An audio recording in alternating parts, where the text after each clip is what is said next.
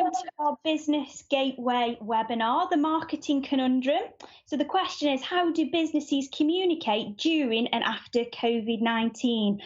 I'm Kirsty Rollings, and today we're joined by Keele's entrepreneur in residence, Annette Shipley, and also marketing expert and founder of Sticky Marketing, Grant Leboff. Hi, Grant. Hi there. So Grant is also one of our speakers on the leadership programme for SMEs. So if there's something that you want to know more about that, do get in touch with our Business Gateway and we can support with that programme. If you want to get involved today, you certainly can. We'd love you to by asking your questions. You can either go to the right-hand side of this page and submit a question there, some details about yourself. They then will copy down below so everybody will be able to see them. Or if you prefer your question to be anonymous, please do drop me an email and we can read them out. You just scroll to the bottom of this page, submit your question there, and I'll know not to provide any details about you there. Okay, another quick notice just to let you know that this webinar is being recorded, so we'll be able to share it with you afterwards if you do need to dip in and out for any reason. We'd love you to get involved, hashtag Keele Talks Business on Twitter and LinkedIn if you want to get involved there. Okay, so if we start then with some introductions, if we start with Annette, do you want to give a little bit of an overview and background of yourself? Yes, thank you, Kirsty, and welcome, Grant. So good morning, everyone. Just a little bit about myself. I'm Annette Shipley. I'm one of the entrepreneurs in residence at Keele University Business School, where we support to help develop and deliver the leadership program, which Kirsty's just talked about, which is to support local Staffordshire-based SMEs in executive development for those companies that have an ambition to grow and innovate in their business. It's a fantastic program. There's over 100 local SMEs to date have gone through that program, and without exception, dare I say it, all will have said that that program has helped them significantly in their endeavours to grow their business and to take them onto a different platform. So that's one thing we do. My background is I've been an operations director in FTSE companies over the last 30 years. My own company, which I set up with some others back in 1990, is in the energy efficiency field, which in those days was only sandals and hair shirts, I'm afraid, but it's much more professional these days. But we grew that company from the four of us originally to 5,500 employees. In 2000, we took that company and gifted it to our employees. We grew to, like I say, to 5,500 employees over that time. So since then, since we sold that company back in 2010, I've worked for myself and particularly worked in the employee ownership sector and those companies that have wanted to look at a different way to do business, and have worked with many in terms of acquisitions and post-acquisition strategy. So that is me in a nutshell. Over to you, Grant. Hi, everyone. Thanks for having me today. So Grant Leboff, sales and marketing roles in my professional life. And then back in the early 2000s, I started my own direct marketing agency, which I grew and then sold. And now I spend my time really doing 3 different activities. One is consulting for a number of companies around the world. The other is speaking sort of globally as well. So actually 65% of my work is outside of the UK. And I write. So my 5th book, Mr. Marketing, came out in January of this year. That's me. Brilliant. Thank you for the introduction to both of you. And a big thanks, Grant and Annette, of course, for joining us today. So if we start off then, Grant, with quite a kind of open and question, really. Of course, there's a lot of people that at the moment are spending less for lots of different reasons. Or in some cases, not at all. So the question really is about why bother at this point, if you like? Why bother marketing? Should businesses be saving their marketing budget at this point in time? It's a great question. It's a question I get asked quite a lot at the moment. You know, why bother with marketing at all, especially if I can't make any sales right now? Because, you know, many of us are in situations where even if I market, my products and services aren't going to be bought right now. So there's loads of things we could go through with that, but I'm just going to give people the numbers because I don't know if people have heard it. I get very frustrated on behalf of the rest of the world, as it were, when I hear people talking in platitudes. So one of the platitudes that you often get is people saying, "Oh, in a recession or in a downturn, in a difficult period like we've gone through at the moment, we're going through at the moment, you should market more, not less." And people say it all the time. And it's like, well, why? You know, why bother? So let me just give you some numbers around that. And I do appreciate for the people listening and watching this, you know, there are resource constraints and cash flow constraints, and I'm aware of that. But in principle, why? So if I may, I'm going to use myself as the example, but you can extrapolate this out to everybody else. You know, it plays out for everyone. So in a normal year, I would speak to about 12,000 people. So that is 12,000 people that listen to me, relate to me, may post something on social media, may talk to a colleague or a client about me, may refer me to someone. So without any other marketing activity, just in terms of my actual deliverable, I'm touching 12,000 people. And inevitably, some of the business that I get every year comes from those engagements and those touch points. So let's assume for a minute, I mean, obviously I don't know how the year's going to play out in its entirety, but let's just assume for a second that this year I only speak to 4,000 people. So I'm now 8,000 people down. That's 8,000 people that don't see me, that don't speak about me, that don't refer me, et cetera, et cetera.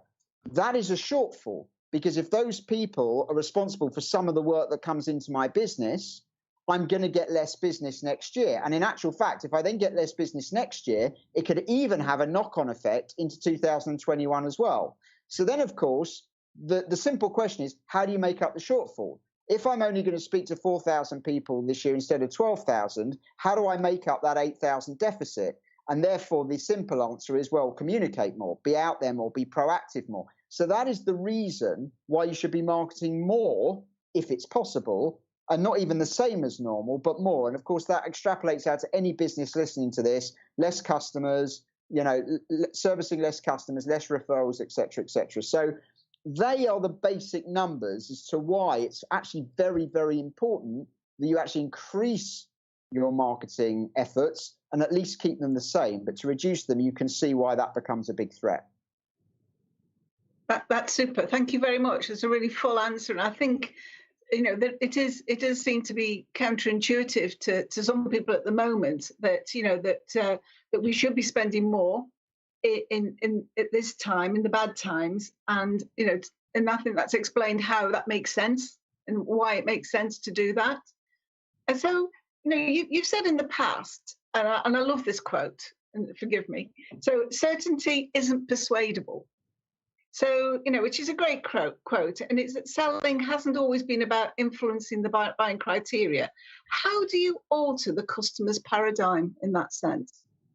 Yeah, so you're making a really important point. So when we talk about influence and persuasion, which obviously with any sort of communications, you're communicating for a reason, right? You want people to be interested in what you do and purchase what you do. So when you talk about persuasion, we talk about this idea that certainty isn't persuadable. In other words, if you just tell people the paradigm that they already understand, even if they're in a desperate situation, they actually won't move in terms of behavior at all. And all sales and marketing, ultimately, you're asking someone to do something different, because even if they use your type of products or services, and they may not, but even if they use your type, assuming that they're not already a customer of yours, using you to supply them as opposed to a competitor is doing something different. So you want them to do something different, which means that you have to make their world uncertain, because this idea of certainty isn't persuadable. Here's what's interesting about that paradigm right now. And it's interesting, Annette, that you ask about this, because no one's certain right now. In fact, probably the only certain thing I can say about right now is no one's certain. No one's 100% sure how this is going to play out. Some people might, have more conviction about how it's going to work out than others, but nobody actually knows. And here's what's really interesting about that. Disrupted markets are a huge opportunity, right? And it may not feel like that for some of the businesses who are out there right now. And I do understand that if you've got staff furloughed and your turnover's gone off a cliff, and I understand, you don't look at the world necessarily and go, oh, what a great opportunity for them.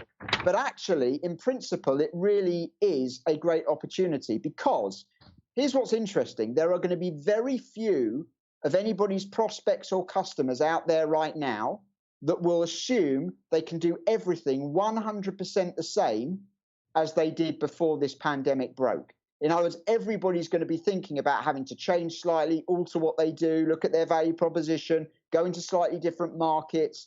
Everybody's in turmoil and disruption. And therefore, their ability or propensity to embrace change, because it's been forced upon them, is greater. When you try and sell a new product or service into someone, normally you're asking them to do something different. And often people don't want to embrace change, especially if they see it comes with any risk. When you're in a very risky environment anyway, the irony is that people are in a mindset where they know they have to change, and therefore they're normally more receptive and open to ideas. So interestingly enough, I would say that everybody right now has a huge opportunity if they can kind of get their mindset in that way and start to think rationally. And I know sometimes it's hard because it's just firefighting, but just think about actually, where are these new opportunities for me? Yeah, absolutely. That's a really interesting take on it. So if I do marketing, so if I decide now's the right time, I've got an idea, I think I can go and persuade or influence somebody. But if I do some marketing now, what am I trying to achieve? If fewer people appear to be buying, what am I measuring? And how do I know I've got impact? Yeah, it's a good question. So if you're not going to make sales, right, let's assume some people may be able to make sales right now, which is obviously immeasurable. But there are many of us out there in the marketplace right now where we're not expecting people to buy this second. So then it's okay. So if I am going to market, if you take on board what I said about needing to touch as many people as you normally would, what do you measure? So it's a very good question. So I'm going to say something which may sound a little bit controversial, but I'm going to caveat it, and hopefully I won't sound quite as mad as I will initially. So here we go, right? COVID-19 doesn't change anything. Now, I know that sounds extremely controversial to people, because if you go on LinkedIn or any social media or almost any newspaper at the moment, you'll be told how COVID-19's changed the world. right? So I don't think COVID-19 changes anything. I think it accelerates everything. And that's the difference. I think, I must admit, if I'm honest about this, when I see people saying that COVID-19 is going to change the world, or has changed the world, I do wonder what planet people were living on before COVID-19, because I'm not sure it's the planet I was inhabiting. And I'll just give you an example of what I mean. I was speaking to someone very, very senior at one of the big supermarkets. I can't name the brand, but you'll know them. And he was saying to me, he reckons, and it's an assumption at the moment, because obviously the jury's still out slightly, we're not over this. He reckons they're about 5 years ahead of where they expected to be in terms of online delivery. In other words, there are an awful lot of people that were not going to embrace online delivery, were forced into it because they were locked down, et cetera, and having done it, they'll now carry on. Now, it doesn't mean they'll buy every shop online, but they may blend it. They may go to the supermarket sometimes and shop online at others. And that's what I mean by the acceleration. Now, the reason why I'm saying that is because what I'm about to say in answer to your question is not new. This should have been, people should have been doing this before COVID. A lot of people weren't, but I'm saying now you almost have to. And that's simply this. I'm not saying your only route to market is digital. I'm not saying that. Is there room for analog advertising in newspapers and magazines? Possibly. Is there room for direct mail? Quite possibly. Should you be going to events? Maybe. I mean, it very much depends, obviously, on your market and what ROI you can get from those activities. And, you know, it's very specific to every business. Yeah. But I am going to say that digital has to be your primary route to market. As I just quote a Forrester figure from 2019, 94% of all B2B purchase journeys start online, and that's 88% for business to consumer purchase journeys. So online has to be your primary market. And once you go online, you own a media channel. Because if you think about the BBC is just an infrastructure. It's a set of cables with a license to broadcast. What makes the BBC compelling or not is the content, the programs that it makes. If you think about your website is dead space on a thing called the World Wide Web. If you have a Facebook page, it's dead space on the biggest social network on the planet. If you have a YouTube channel, it's dead space on the biggest video channel on the planet, et cetera, et cetera. What makes any of that media, and it is media work, is the content that you provide. And therefore, I've been saying this for about a decade, but every business has become a media business, whether they like it or not. And media doesn't work by interrupting someone else's audience. Analog marketing worked by interrupting someone else's audience. You put an advert in a newspaper, the audience belongs to the publisher, the newspaper, but you are paying to momentarily get in front of those eyeballs because obviously you think it's the right audience for you. And whether it's cinema, television, radio, or anything, that is how analog marketing worked. Digital marketing doesn't work like that because you own the real estate, you own your own channel. So what I'm saying is, from a strategic perspective, everybody should be building audience and trying to retain it, which is a media discipline. That's what newspapers do, TV channels do, Netflix does, et cetera, et cetera. So that's what you should be trying to do. And you might punctuate that with what I call tactics. So pay-per-click, Facebook advertising, LinkedIn advertising, et cetera. That is paying for attention as tactics to build that audience. And therefore, in terms of what you can measure, you need to be measuring that audience that you're building, because we live in a world today where the most precious resource on planet Earth is attention. And the companies with your attention win because they're in your buying set. So every company now needs the attention of their marketplace. And that's what you should be measuring, building audience and retaining it. And that will mean that when the gates of business reopen for you, and that will be different for different market sectors, you are front of mind to win some of that business. And that's exactly what companies should be doing right now. It's interesting that you start to talk about attention, because I've heard you talk many times and you've used a quote, and I'm sorry to keep quoting you, but it's information is ubiquitous. Yeah. And I think that's the result, that attention is the most precious asset that we require for us to be successful. So in terms of our customers, what do you mean by that? What can people do to get that attention? Oh, that's a great question. So what do you do to get the attention? So I would say, look, you have to separate out strategy from tactics. So tactically, you can do a lot of what I call what people think of as traditional marketing activities, where that's LinkedIn advertising, Facebook advertising, direct mail pieces, adverts in newspapers and magazines, television and radio, if that was relevant, etc. So you can do all of those things from a tactical point of view. But strategically, to get attention, when you're trying to build an audience on your media channel, it's content driven, because the currency of media is content. The BBC need content, newspapers need content, Netflix needs content, etc. So then, of course, the question is, what content should I be putting out? And I would say that, and I'll caveat this with something else. The content you give has to be of value. In other words, you cannot use these media channels as pure sales channels. That doesn't mean you shouldn't sell on them. You can, but you can't use them as pure sales channels. In other words, if I go to your website and all your website says is this is what we do and we're brilliant, right? I'm never going to visit your website ever again. It's not that even if I buy from you or I don't buy from you, there's no value in me ever visiting that website again. It just told me what you did, so now I know, and it told me how fantastic you are, which is fine. But if I go onto your website and it gives me real value, it gives me insights, hints, tips, ideas, expertise, or whatever it is, then I might bookmark it, I might sign up for a newsletter, I might download something, I might keep coming back. And therefore, all your content really has to be value-led. And the measure of value is quite a simple, I'm not saying it's easy to do, but it's easy to measure. The measure of value is simply ask yourself this question. But you have to be very honest when you answer this question. Even if whoever I'm addressing right now is not in the market to buy my products and services right now, so they're not going to make a transaction, would they find this information useful? Now, if the answer is yes, then you're delivering value. If the answer is no, then I would go back to the drawing board and look at what you are putting out there in the marketplace. It has to give value beyond the transaction. Fantastic. Thank you.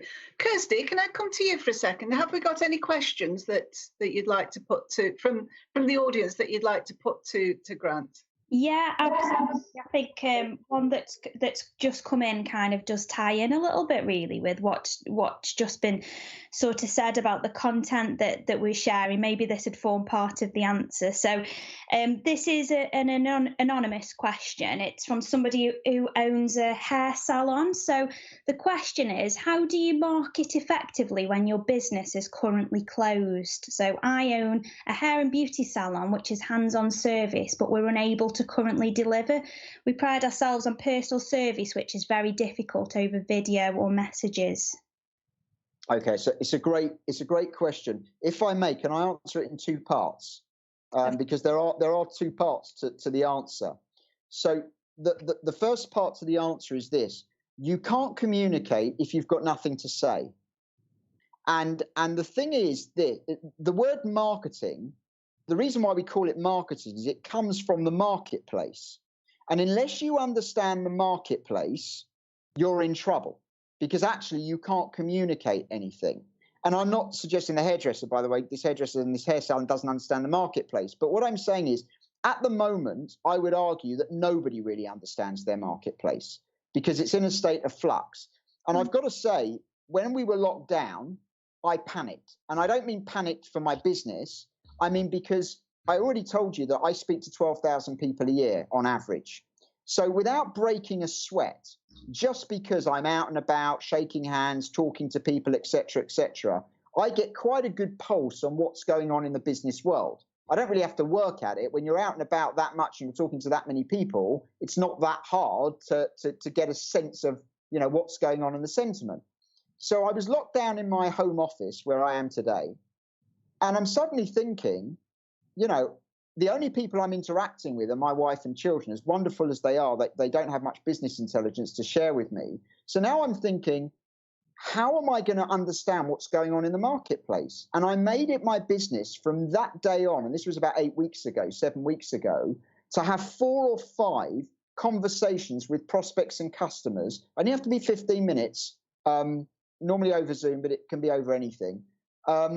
to understand what's going on in the marketplace, because suddenly 4 or 5 conversations a day is 25 a week. If I've got a couple of colleagues doing that as well, and we share that information, suddenly we're talking to 75, 80. It's not a full market sample, but it's pretty good if you do it all the time. So what I'm saying is this: you have to understand the challenges and the context in which those challenges are happening right now in order to understand how you can communicate and add value. And I would say that many companies are quite good at doing that normally because they're out and about and interacting with customers on a daily basis. When you're not trading, as the hairdresser isn't right now, you must make sure that you still understand what's going on in your customer's world. And don't take anything, for granted. Find out. Speak to people. Speak to your customers. Give them a call. Speak to 5 customers a day. Call them and say, look, we haven't seen you for a while. How are you coping? How are things going? I mean, I don't think anybody, if you do that to your good customers, I don't think anybody would be insulted by that. They'd probably be quite flattered, right? So it'd probably create a customer for life after that. But the reason why you're doing that is then you can filter. I'm not saying you should ask this directly, but then you can filter what are the challenges and contexts in which those challenges are happening right now. And that's part 1. So now I'm going to answer part 2. I'm going to make some assumptions for a second, so forgive me. It's just using the hair salon as the example, as that's the person that asked the question. But let's take some assumptions. So let's take some assumptions, and I'll use my wife and my mother and other people that I know as my anecdotal evidence for this, right? But people that have locked down still want to look good. They still want to feel good. They're still celebrating anniversaries and birthdays and other things, albeit with a bottle of wine delivered rather than being able to go anywhere and do anything to mark those occasions. So as a hairdresser, I would be posting up videos for my clients to say, how can you look after your hair when you can't get to the salon? How can you make yourself look good at the moment? How can you make sure that you feel good? How can you make sure that perhaps little things you can do to make your appearance better if you're frustrated because you were due a haircut 6 weeks ago and you still haven't had one, etc., etc. And that is a way of delivering real value in the moment to your customers. And dare I say it, if you've got some really good makeup tips, hints and ideas for all different things, those are the kind of videos that some of your customers might even share with friends who weren't your clients. But now you're getting in front of prospects and potential clients for the future as well. So that's just, I've just taken some assumptions from the people I know. I don't run a hair salon. But I would say that you should go back and actually speak to some of your customers. Give them a call. You probably got their phone numbers, or send them a text or whatever it is, and ask them how they're getting on, and then use that evidence. What would you like to know? What's your biggest frustration? And then put out some of that content, because guaranteed if 2 or 3 customers tell you they're frustrated with this or they're worried about this or whatever it is, there are hundreds of other customers that feel exactly the same. So that's in 2 parts, but that's the way I would approach it. Great. Sorry, Kirsty. I was going to say, what a fantastic response. And if the person who asked that question could forward me any of those tips, because I'm now starting to kind of just start to channel my inner sheepdog, because it's getting to that point. So fantastic idea, and what a great tip there. Kirsty, I know that we've got several questions. Have you got another one there? Yeah. Thank you for that answer. I also think that it sounded as though there was 2 kind of key points to that. The first one, get insight from your marketplace to understand the people and what they're wanting at this point in time, and then look to share content that will kind of meet those needs. So yeah, great answer. Thank you. So in terms of other questions, we've had one that's come in from Phil. So given that people may have heard enough about COVID-19 at the moment, the question is around, should we steer clear of that in our social media posts? Now, what's interesting about this question is that this particular company has mentioned it in their company statement, and that's it, despite doing some great work for the medical and pharmaceutical sectors themselves. So I think the question is around whether people really are tired of COVID, and whether we should be kind of mentioning that in our messaging now. Okay, so it's a great question, Phil. So I would say, again, there are 2 slightly different answers to that, because it sounds to me, reading between the lines, one is Phil's company have done some great work and supported medics and other people in the community, which understandably they'd like to be able to tell people about, but are people just a bit fed up of hearing it? and understanding that, and therefore what should you be posting. So let me let me slightly in two parts. One is to echo what I've already said. So one is to say, at the end of the day, what are the challenges that your customers, that your audience are having right now, and in what context are those challenges occurring? And what I mean by context is, let's just say you're in the event industry. Not only are you suffering enormously right now, but your marketplace is unlikely to open up for another 6 to 9 months, even when the government eases restrictions, because you don't put on a big conference the day after the market opens. You need to arrange that and do those things. So there's going to be a lag into terms of, right, whereas a hairdresser, dare I say it, and I don't want to tempt fate or be presumptive, but I would imagine, knowing from some of the conversations I've had with friends and colleagues, that when a hairdresser opens again, there'll be great demand for that almost the day they open the doors. If you can go safely, I think a lot of people will. So I think there are different contexts in which people are having those challenges. So what are the challenges and what are the contexts, and how can you add value? And if that is related to COVID, I don't mean everything's related to COVID and we're in this pandemic because of it. But what I'm saying is, if you've got specific things to talk about COVID right now, like if you're in the health and safety industry, let's say, and you were going to give hints and tips to hotels and restaurants as about how to open their doors safely as and when we're allowed to do that, that is very COVID related, but very relevant and meets the challenges and context that people have right now. If you're selling enterprise software, I'm not sure you need to mention COVID at all, because yes, we're all in a predicament because of it, but there's no solutions that are directly related to COVID. So I would stay well clear. And I think too many people have talked about COVID when it was really irrelevant to their customer base. And I do think there's a lot of, people are tired. People are, fed up of seeing it. So I agree with Phil on that count. Now let's go to the other part, which I think is Phil's predicament, which is we're a business. We're doing some fantastic things in the community. And of course we want to share that because it's good for our reputation and for those things. So how do we share it? So this is how you share it. And I'm giving you a principle because, I don't know exactly what it is and who you're working, who you're helping, etc. But this is the principle. And it's a shame I'm in my home office today, so I can't. But in my real office, if I can call it that, I have painted down one side of my boardroom. I have this mantra. It's 5 words, and you cannot have a meeting in my office. You can't do anything in my office without seeing this mantra everywhere you go. It's like the eyes of an art that follow you everywhere. And the mantra is this: make your customer the hero. Make your customer the hero.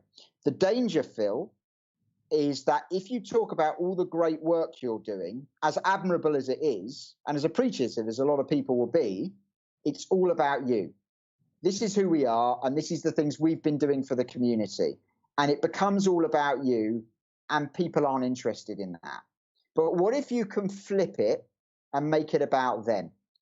Make it about the heroes themselves.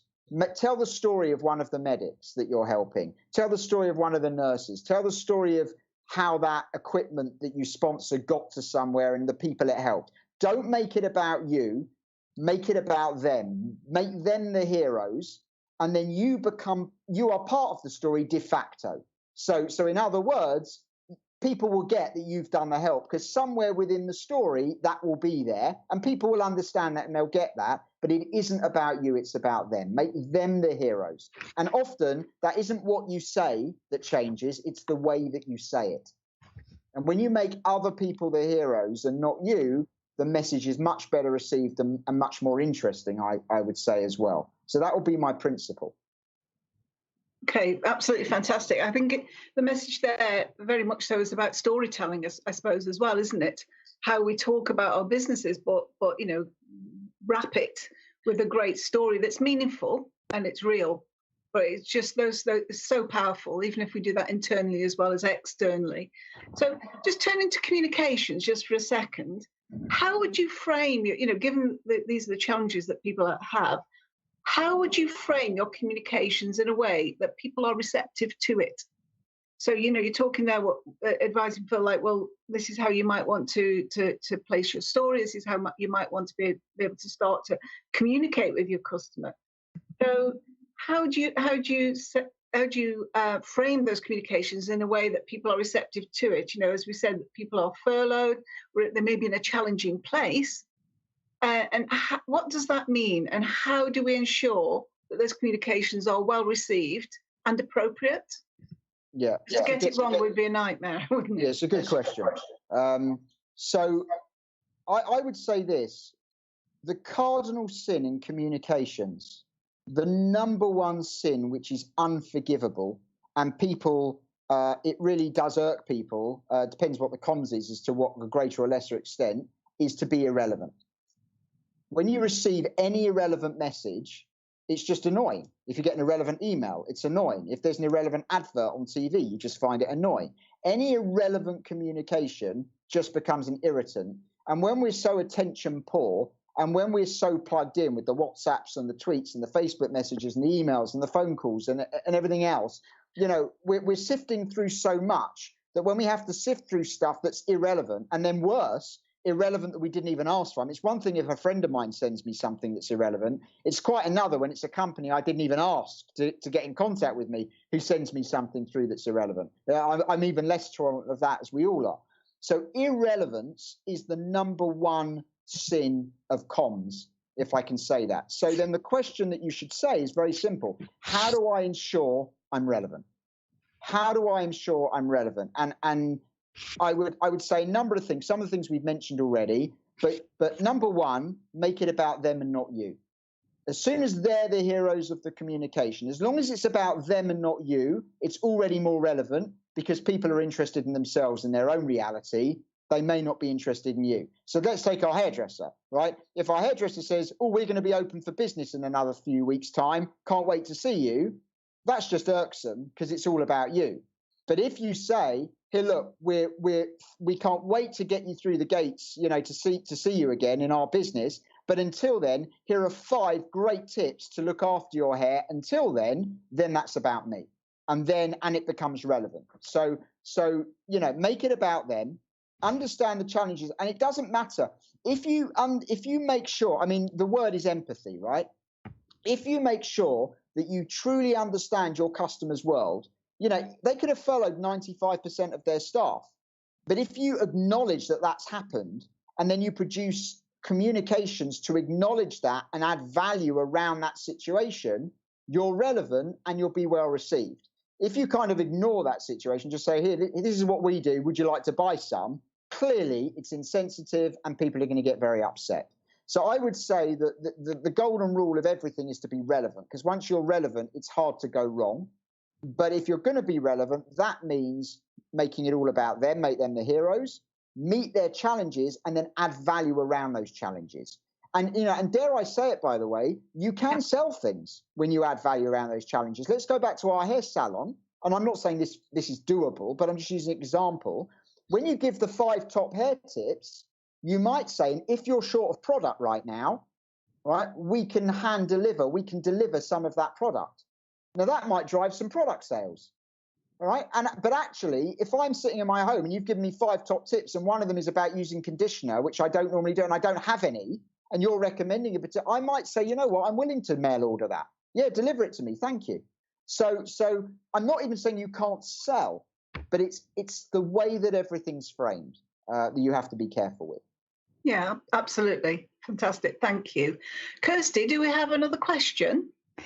Yeah, so we've had a few questions in that have been related to timing of messaging. I think now that we're a few months into this kind of new way and people are adjusting, I think there's perhaps businesses now that are thinking more about the appropriateness of messages. So Cal has been in touch saying that their target audience is at the NHS and blue light agencies. And so their sales and marketing push has been curtailed during the crisis to date. They have been engaging with connections where possible. However, they're kind of wondering at what point, what your advice is on when and how often they can start now to reach out. Is now the right time to reach out to the NHS and blue light agencies to start to market their technology again? Yeah, so it's a really good question, and I understand why people would wrestle with this. I would I would say it's slightly different from that. So think of it, if you go back to my analogy, it's not really an analogy. I mean, I really believe it's the case, but let's go back to the fact that you're a media business today. Cal's company, I'm sure, has a website and may have a Twitter account, may have a Facebook page, may have a YouTube account or Instagram or whatever, but at the very least probably has a website. So you are a media businesses. Media businesses can't stop. You never stop. In other words, what the newspapers or TV would normally put out completely changes in a COVID-19 world, right? The news stories they tell, the things they talk about, because a lot of the things they would normally talk about, I mean, forget the things aren't like sport isn't happening, but the normal things that they would talk about just become irrelevant. So people are just not interested in those things. So in other words, if you look at a newspaper back in February and then look at a newspaper from 2 weeks ago, they look quite different. I mean, the stories are completely different because the everyday stories, which is the bread and butter. I'll give you an example. Let's say for March, because newspaper groups, it's a very interesting thing, right? Go and take a newspaper and rip out everything that could have been written more than 2 weeks ago. And you'll be amazed at how little of the paper you have left of a normal newspaper, because most things are prepared, because you cannot produce 7 papers a week, 24/7, and not prepare anything and have everything spontaneous. It doesn't work like that. So, but everybody knows cycles. So I'll give you an example. In February, March time, people are often looking at summer holidays and getaways. So you might have a holiday supplement that you're releasing in March, and you're getting advertising in that, you're getting offers in that, and you might be putting it together in December and January, ready for it to go into your weekend newspaper in March, right? Now, just imagine, right, the newspaper says, well, we're ignoring COVID-19. We did the holiday supplements, so we're putting out anyway. So sort of middle of March, bang in the middle of lockdown, at the height of everything that was going on, right, out comes your holiday supplement with your summer July 20 getaways, right? People are just going to think you're mad. I don't even think they'll be annoyed. They'll just think it's absolutely sheer madness, So obviously a newspaper has to change the content. They can't put out that holiday supplement at that moment. And this is what I'd say about Cal's company. I would say you should never stop. There is no good or bad time. You need to be engaging your audience. You need to be building that audience and touching that audience as often as you can. Not bombarding them, but, there is soft communication. If you post something on Facebook, that's soft, isn't it? If you send out a direct email to someone's email address, that's what I called a bolder communication. I wouldn't do that more than once or twice a week max. But you can do a lot of, posting a video on YouTube isn't in anybody's face. They can choose to look at it or not. But I would say that you have to be messaging all the time. What's going to change is the message itself.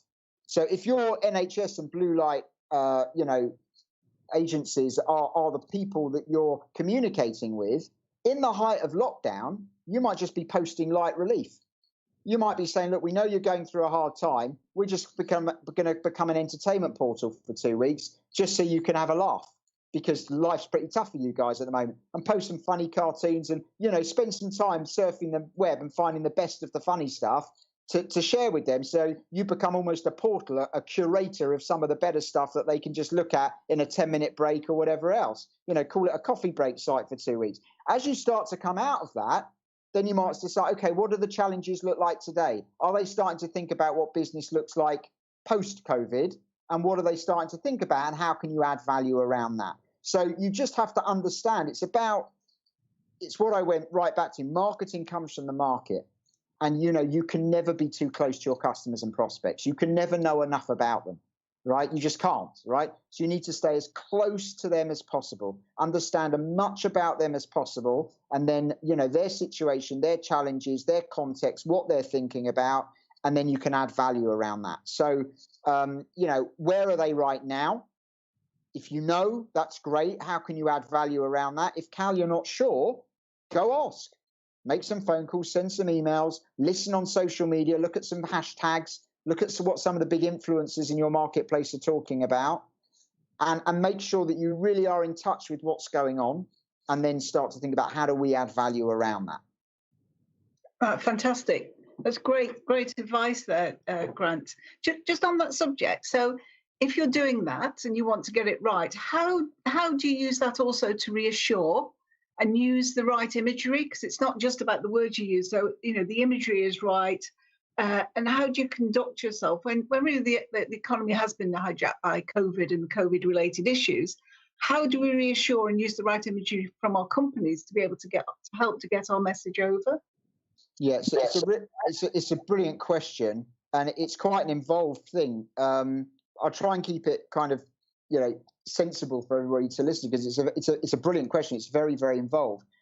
What I would say is this, and people don't appreciate this in the business to business world very much, in my experience. In the business consumer world, we're generally much better at it, but it's just as important.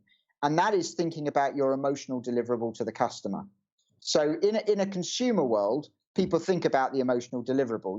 Coca-Cola deliver happiness in a can. But people think about that because no one, buying a Coke isn't a rational purchase in as much as I could just drink water if it's just to quench my thirst, but it's something I fancy. It's a bit of an indulgence. It's a bit of a treat. However, it's something that brightens up my day. So when you get into consumer marketing and consumer communications, whether it's Nike trainers or a McDonald's or Coca-Cola or any other of the number of brands that we all know, people do think in terms of the emotional deliverable as much as the tangible benefits of whatever it is that you're drinking or eating or buying.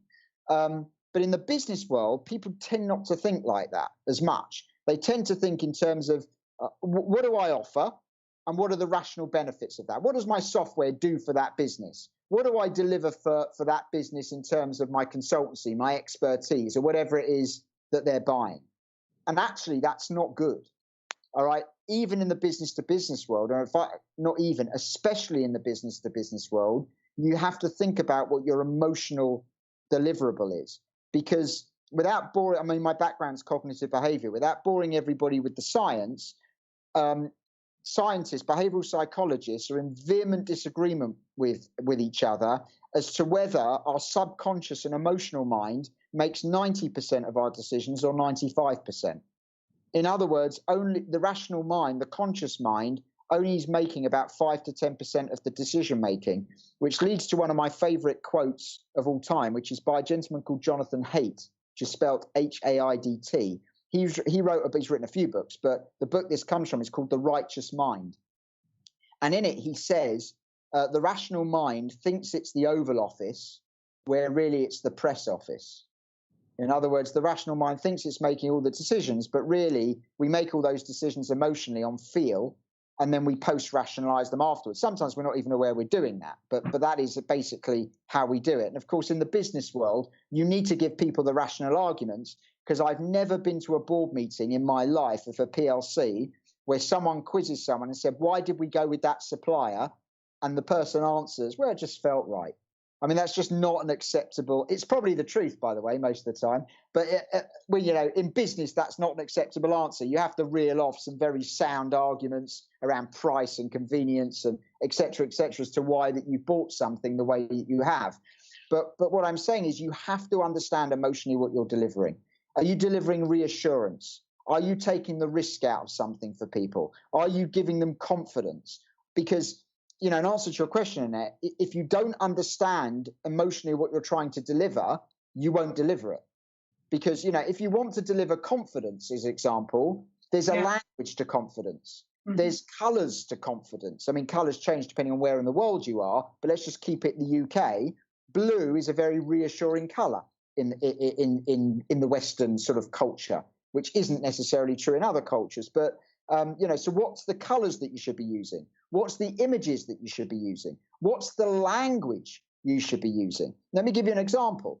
If you decide you're trying to deliver confidence, or you try and decide you're delivering hope, both two very good emotions for right now, the language of hope is very different from the language of confidence. Language of hope is very aspirational, whereas the language of confidence is much more direct. You want to achieve this, we can do it. That's the language of confidence, quite different from hope. So unless you define what you're trying to emotionally get across to your audience, you will miss it. And that's dangerous. So it's a brilliant question, and it's probably much more involved than I'm just conscious of time. But I would say to everybody, and especially in the B2B world, because I think in the B2B world we neglect it, as well as understanding what your value proposition to the customer is and what your messaging is and everything else, what is the emotion we need to be delivering right now? Reassurance, taking some of the uncertainty away, hope, confidence, whatever it is. And then are we using the images to do that? Are we using the colors to do that? And are we using the language to do that? And if you get any of that wrong, I don't think it won't damage you necessarily, but it will mean that your communications is nowhere near as effective as it would otherwise be. Wow, thank you very much. That's just a great insight into how we should be really responding. So thank you very much. Kirsty, do we have more questions from our audience? Yeah, we've had lots of interaction during this, and lots of people sort of responding, saying how kind of useful they're finding this. So it's great to get that feedback. We've had a question in from Yvette, who's getting in contact from a local college. So I get the impression that she's working to market to an international student audience. So the question is, great to hear your view that COVID-19 doesn't change anything, it just accelerates everything. Totally agree. Do you think that international links will embrace this, and what particular media platform would you recommend to reach out to this particular audience? Okay, great question, Yvette. So a couple of things to say about that. And it allows me, actually, your question allows me to just touch on something which we haven't touched on yet, which is really, really important, which is about segmentation and targeting. Because when you talk about an international audience, that's huge, right? I mean, international students, that's potentially a massive audience. And forgive me, you've probably got more of a target audience in mind. And I understand you've kept the question fairly general. But just for everybody, to using your question, Yvette, to kind of answer it in a broader terms for the value of everybody, people often don't understand the difference between segmentation and targeting and the importance of it. So segmentation essentially is simply this: it's how you cut the cake. So if you think of your market as a chocolate Gateau, if we now think of international students globally as a chocolate Gateau, how we cut the cake is really, really important. In other words, are we just trying to attract students from Asia? Are we trying to attract students from Eastern Europe? Are we trying to attract students from the Americas, from North America and English-speaking places? Where are we trying to get those students from? What's the proposition? Because dare I say it, the motivation from someone coming over from China, just let's say, might be quite different from someone coming over from New York or someone coming over from Warsaw. And maybe the barriers to coming are slightly different as well in terms of visas and other stuff and the expense and what that relatively means for them. So it's very general to say international students. And I think one of the things that you really need to think about is how you're going to cut that cake up. How do we cut that cake up? How do we divvy up those slices? And we can experiment with all lots of things. By the way, it's not just demography, which we've just talked about in terms of geographical location, but what about attitude? Is there a certain attitude that someone that's willing to get on an aeroplane and go and live in another country for a year, 2 years, maybe even more, right? Does that require a certain type of beliefs and attitude system that some people just won't embrace? So do we need to make sure that within our communications, we're getting across that attitude, which will actually really be relevant and resonate with the right marketplace, and probably wouldn't resonate with the others, but we don't mind about those because they're not our market anyway. So how we cut that cake becomes really, really important. Once we've segmented that cake and experimented, and you really should experiment with how you cut that cake, targeting is deciding which slices you're going to eat. Right now, the reason why you don't necessarily eat the entire cake is because it just makes you sick. Right? It's not a very effective way of doing your marketing. So what I'm saying is I'm sure, Yvette, that you have limited budget and resource. So with any comms, it's always a compromise. How do I get the most bang for my buck? How am I going to make the most impact for the money and the resource and the time that I can afford to spend? And therefore, dare I say it, that you might be able to attract the entire marketplace, but trying to market to every international student around the world is a hiding to nothing, because the sort of resource you'd need to do that would be immense. But if you just say focus and say, look, we're just going to focus on the Chinese market, or we're just going to focus on the Eastern European market, or we're just going to focus on people that are looking to achieve this particular thing that we can offer, it becomes much more relevant and much more interesting. So targeting and segmentation, how you cut the cake, and then targeting, deciding which slices of the cake you're going to eat, is very, very important, and then affects every other facet of your comms. In terms of then which media you exploit to do it, obviously digital is going to give you wider reach. This might sound flippant, and I don't mean it to be, so forgive me. You need to be on the platforms that your customers are on. If the international students you are trying to target are all on Instagram, be on Instagram. If they're all on Facebook, be on Facebook. If they're all on YouTube, be on YouTube. So really the golden rule is to be where your customers or your prospects are. And that's why segmentation and targeting matters. Because of course, some platforms, I mean, if you take the Chinese market, the big social media platforms in China are not Facebook. They're not Instagram. So, you actually want to be on their platforms. Whereas if you're going to North America, Instagram might work for you, or Snapchat or whatever. So it's very, very important to segment and target. And then once you've done that, bearing in mind your target market, then you'll know the platforms to be investing in. Okay, great. Thank you very much. So long as we're not asked to do a TikTok, Grant? Maybe you have to start doing a dance, yeah. Yeah, exactly. Yes. Kirsty, is there another question? I'm just aware of time. Yeah, so maybe we can end on a question to both of you. It's coming from Nick Gostick, and I think it's a positive way to answer. The question is, will we bounce back better? Will we not just want to know about your products, but increasingly, will we want to know about the company and people selling it? So their motivation, their mission, is that around sustainability, for example? Annette, do you want to answer that first? Well, how do I answer that first? I think there's a lot of truth in that when I think back to my own business, that sense of purpose, particularly around that sustainability, was absolutely critical to selling.